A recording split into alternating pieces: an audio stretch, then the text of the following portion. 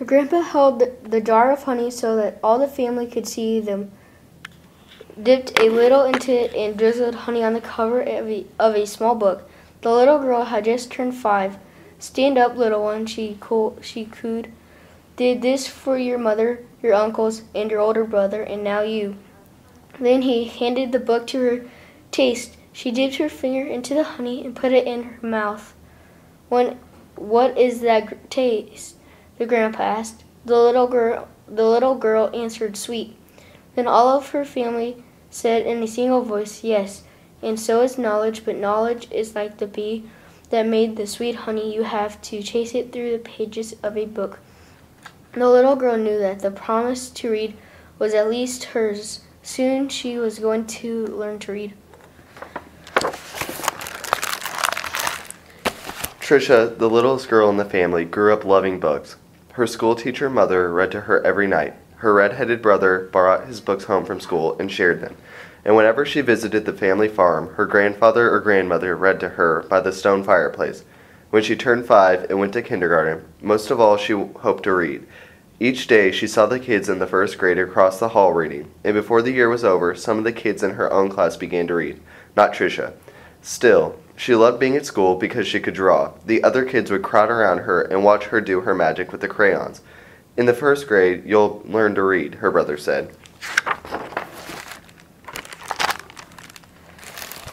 In first grade, Tricia sat in a circle with other kids. They were all holding Our Neighborhood. The first reader sounded out letters and words. They said b, o, boy, and l, ook, look. The teacher smiled at them when they put all the sounds together and got a word right. But when Tricia looked at a page, all she saw were wiggling shapes, and when she tried to sound out words, the other kids laughed at her. "Tricia, what are you looking at in the book?" they'd say. "I'm reading," she'd say back to them. But her teacher would move to the next person. Always when it was her turn to read, her teacher had to help her with every single word, and while the other kids moved up into the second reader and third reader, she stayed alone in Our Neighborhood.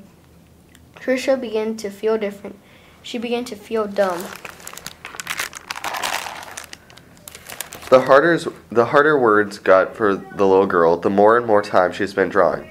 How she loved to draw, or just sitting and dreaming, or when she could go going for walks with her grandmother. One summer day, she and her grandma were walking together in the small woods behind their farm. It was twilight. The air was sweet and warm. Fireflies were just coming up from the grasses. As they walked, Tricia said, "Grandma, do you think I'm different?" "Of course," her grandma answered. "To be different is the miracle of life. You see, all of those little fireflies, everyone is different. Do you think I'm smart?" Tricia didn't feel smart. Her grandma hugged her. "You are the smartest, quickest, dearest little thing ever." Right then, the little girl felt safe in her grandma's arms. Reading didn't matter so much. Tricia's grandma used to say that the stars were holes in the sky. They were the lights of heaven coming from the other side. And she used to say that someday she would be on the other side where the lights comes from. One evening, they lay on the grass together and counted the lights from heaven. "You know," her grandma said, "all of us will go there someday. Hang on the grass, or you'll lift right off the ground, and there you'll be." They laughed and both hung onto the grass. But it was not long after the night with that her grandma must have let go of the grass, because she went to where the lights were on the other side. And not long after that, Tricia's grandpa let go of the grass too. School seemed harder and harder now. Reading was just plain torture. When Sue Eileen read her page, or Tommy Bob read his page, they read so easily that Tricia would watch the top of their heads to see if something was happening to their heads that wasn't happening to hers. And numbers were the hardest thing of all to read. She never added anything right.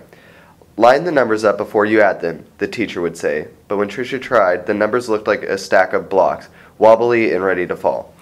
She just knew she was dumb. Then, one day, her mother announced that she had gotten a teaching job in California, a long way from the family farm in Michigan. Even though her grandma and grandpa were gone, the little girl didn't want to move. Maybe through the teacher and kids in her new school would know how dumb she was. She and her mother and brother moved across the country in a 2-ton 1949 Plymouth. It took 5 days. But at this new school, it was the same. When she tried to read, she stumbled over her words. The cat ran. She was reading like a baby in the 3rd grade. And when her teacher read along with them, she called on Tricia for an answer. She gave the wrong answer every time. "Hey, dummy," a boy called out to her on the playground. "How come you are so dumb?" Other kids stood near him and they laughed. Tricia could feel the tears burning in her eyes. How she longed to go back to her grandparents' farm in Michigan. Now Tricia wanted to go to school less and less. "I have a sore throat," and she'd say to her mother, or "I have a stomach ache." She dreamed more and more and drew more and more. Then she hated school. Then when Tricia started 5th grade, the school was all abuzz. There was a new teacher. He was tall and elegant. Everybody loved his striped coat and slick gray pants. He wore the neatest clothes. All the usual teachers' pets gathered around him. Steve Joe and Alice Murray, Davy and Michael Lee. But right from the start, it didn't seem to matter to Mr. Falker which kids were the cutest or the smartest or the best at anything. Mr. Falker would stand behind Tricia whenever she was drawing and whisper, "This is brilliant, absolutely brilliant. Do you know how talented you are?" When he said this, even the kids who teased her would turn around in their seats and look at her drawings, but they still laughed whenever she got a wrong answer. Then, one day she had to stand up and read, which she hated. She was stumbling through a page in Charlotte's Web, and the page was going all fuzzy, when the kids began to laugh out loud. Mr. Falker, in his plaid jacket and his butterfly tie, said, "Stop! Are all of you so perfect that you can look at another person and find fault with her?" That was the last day anyone laughed out loud or made fun of her, all except Eric. He had sat behind Tricia for 2 whole years, but he seemed almost to hate her. Tricia didn't know why. He waited by the door of the classroom for her and pulled her hair. He waited for her on the playground, leaned in her face, and called her Toad. Tricia was afraid to turn any corner for fear Eric would be there. She felt completely alone. The only time she was really happy was when she was around Mr. Falker. He let her erase the blackboards. Only the best students got to do that. He patted her on the back when she got something right, and when he looked hard and mean at any kid who teased her.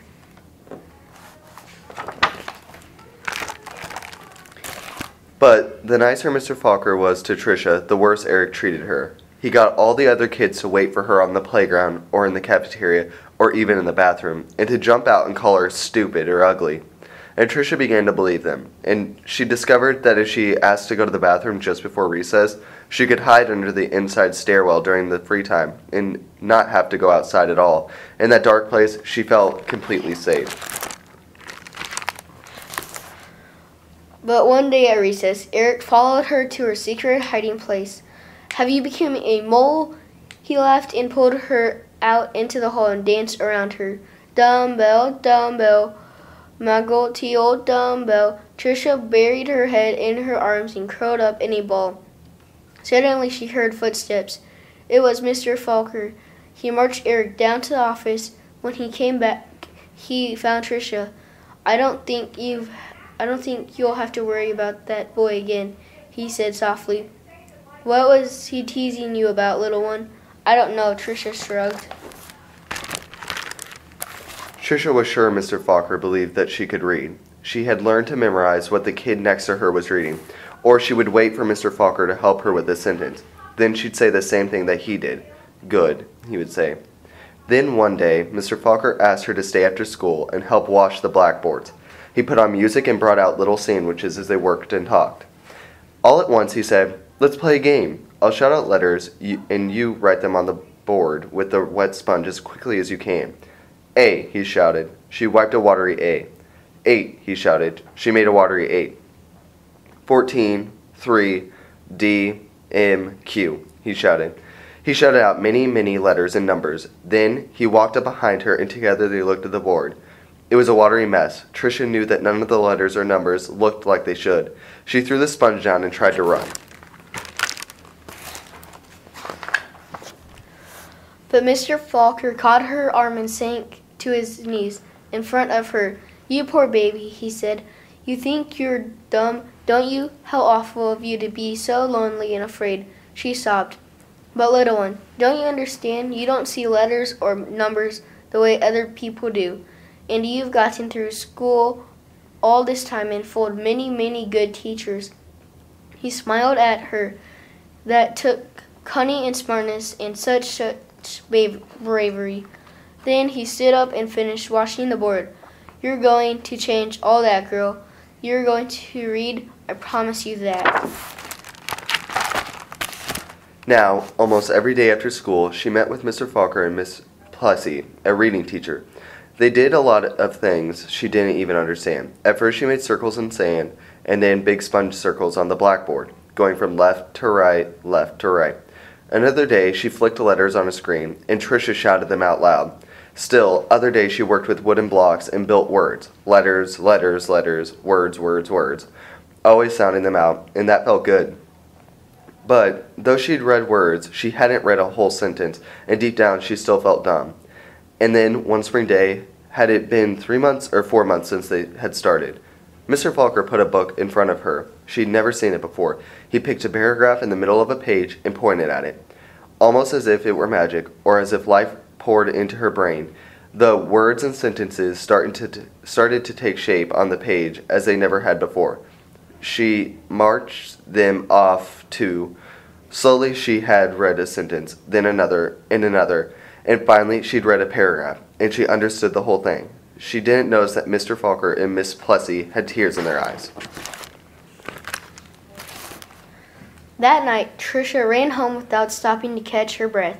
She bounded up the front steps, threw open her front door, and ran through the dining room to the kitchen. She climbed up on the cupboard and grabbed a jar of honey.